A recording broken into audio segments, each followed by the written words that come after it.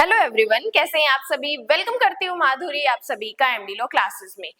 आज मैं आपको सीपीसी का ऑर्डर 5 जो कि सम्मन के बारे में डील करता है, उससे रिलेटेड सारी चीजें, इस ऑर्डर में कौन कौन सी चीजें हमारे लिए इंपॉर्टेंट है वो सारी चीजें मैं आपको एक्सप्लेन करने वाली हूँ। बट एक ही कंडीशन है कि क्लास में एंड तक जरूर रुकना है। देखो, सम्मन एक वर्ड है। सम्मन हिंदी और इंग्लिश में एक ही वर्ड यूज होता है। इसका क्या मतलब होता है, ये कब जारी किया जाता है, कौन जारी करता है, क्यों जारी करते हैं, इसका मेन पर्पस क्या है, ऑब्जेक्ट क्या है, सारी चीजें हमें इस ऑर्डर 5 में बताई गई है। तो इस सम्मन से रिलेटेड जो हमारा ऑर्डर 5 है, जिसमें हम टोटल 30 रूल पढ़ते हैं, इस 30 रूल में से कौन कौन सी चीजें हमारे लिए इंपॉर्टेंट है, मैं आपको इजी तरीके से हर एक चीजों को बताने वाली हूँ। देखो, सबसे पहले ये जो सम्मन होता है इसका मतलब क्या होता है। तो सिंपल सी बात सुनना कि जब हमें अपने फंक्शन में, अपनी मैरिज में किसी को बुलाना है तो हम कैसे बुलाते हैं। यस, एकदम सही है, इनविटेशन भेज के बुलाते हैं।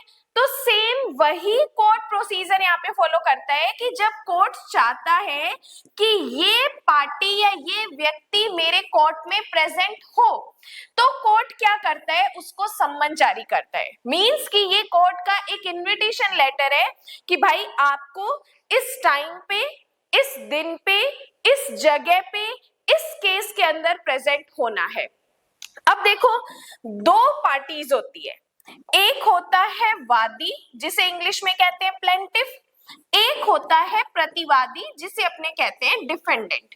ये व्यक्ति तो जो केस इंस्टीट्यूट करता है ये वो व्यक्ति होता है जिसने केस किया है। अब किसके अगेंस्ट किया है, ये वो व्यक्ति होता है। किसके अगेंस्ट किया है, ये वो व्यक्ति होता है। अब देखो, मैंने केस इंस्टीट्यूट किया, आपके अगेंस्ट किया, तो मैं तो कोर्ट में प्रेजेंट हूं। बट आप कोर्ट में प्रेजेंट नहीं हो, तो फिर आपको हमें बुलाना है कोर्ट के अंदर, क्योंकि सपना तो नहीं आ रहा कि मेरे अगेंस्ट केस हुआ है, बताना पड़ेगा तभी तो मुझे पता चलेगा। ऐसे ही जब मैंने केस किया आपके अगेंस्ट, तो मैं कोर्ट के पास जाऊंगी और कोर्ट आपको बुलाने के लिए क्या करता है, सम्मन जारी करता है। कोर्ट आपको बुलाने के लिए क्या करता है, सम्मन जारी करता है। अब देखो, यहाँ पे कोर्ट ने आपको सम्मन जारी किया, तो ऐसा तो नहीं होगा कि आज सम्मन भेजा और कल कोर्ट में प्रेजेंट हो जाओ। ये भी तो हो सकता है कि आप कहीं दूर दूर एरिया में रहते हो, नियर बाय नहीं हो, तो कुछ टाइम हमें आपको देना पड़ेगा कि आप आ जाइए। तो ये जो टाइम पीरियड है ये है 30 डेज का। मतलब जब हमने आपको सम्मन भेजा, इनविटेशन भेजा कि आ जाइए कोर्ट में, तो हैंड टू हैंड हम आपको नहीं बुलाएंगे। 30 डेज का टाइम है, इस 30 डेज के अंदर आपको प्रेजेंट होना पड़ेगा, उपसंजात होना पड़ेगा। एक वर्ड यूज किया जाता है उपसंजात, मतलब अपीयर होना पड़ेगा।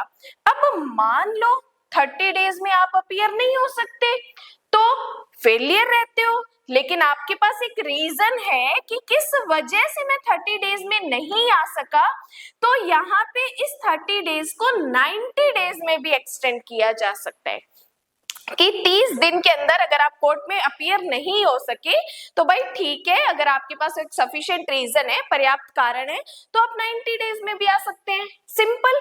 तो यहाँ पे जो रूल 1 है वो हमें पढ़ना होता है सम्मन के बारे में। सम्मन कोर्ट के द्वारा निकाला जाता है, कितने दिन के अंदर निकाला जाता है, किसको निकाला जाता है, सारी चीजें उसमें बतानी पड़ती है।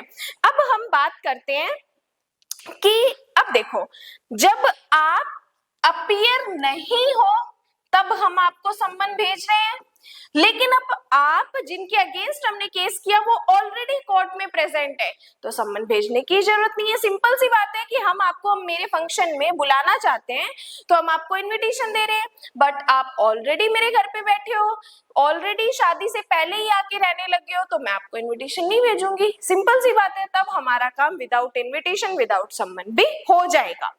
अब बात आती है कि ये जो कोर्ट सम्मन निकाल रहा है, ये सम्मन क्यों निकालते हैं, ये सम्मन क्यों निकालते हैं, तो दो चीजें हैं। कि जब भी कोर्ट सम्मन जारी करता है या तो विवादकों के स्थिरीकरण के लिए, ध्यान से सुनना, विवादकों के स्थिरीकरण के लिए निकाला जाता है, या फिर फाइनल डिस्पोजल के लिए निकाला जाता है, या फिर फाइनल डिस्पोजल के लिए निकाला जाता है।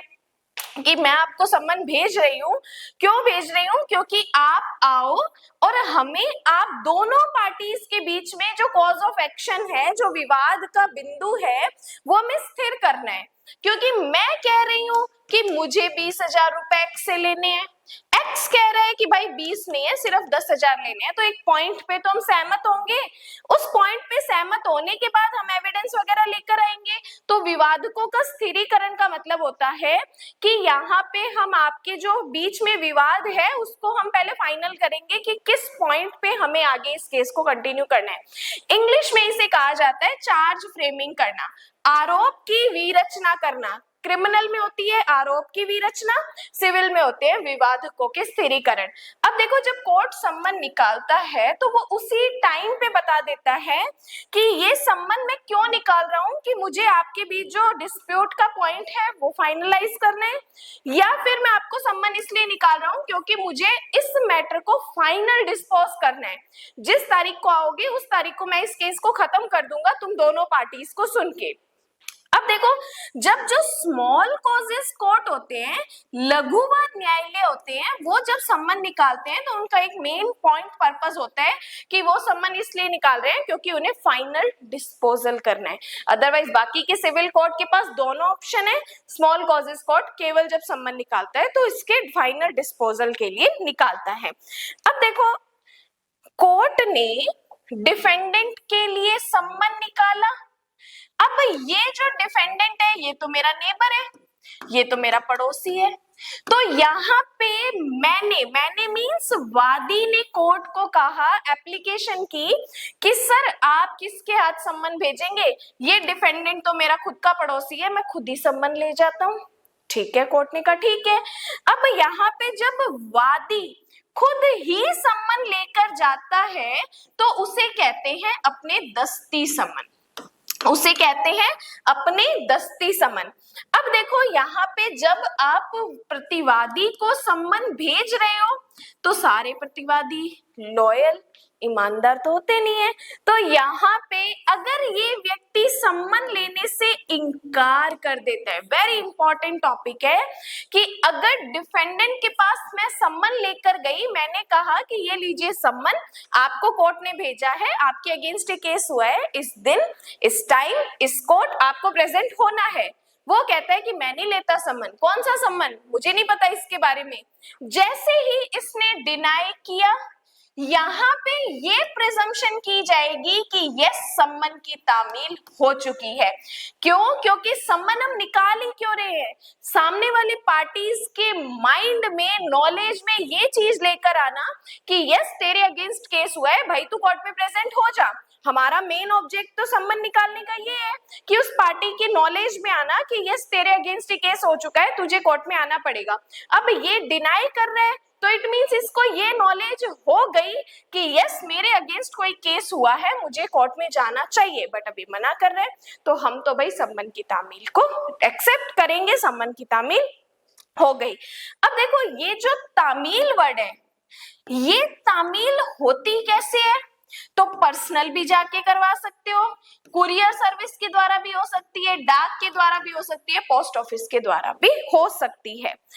अब देखो, कोर्ट सम्मन निकाल रहा है, प्रतिवादी नहीं आया, फिर से सम्मन निकाला, फिर नहीं आया, फिर से सम्मन निकाला, नहीं आया। अब कोर्ट यहाँ पे देख रहा है कि भाई मैं बार बार सम्मन निकाल रहा हूं, ये आ क्यों नहीं रहा, ये क्यों नहीं आ रहा, ये तामील क्यों नहीं हो रही?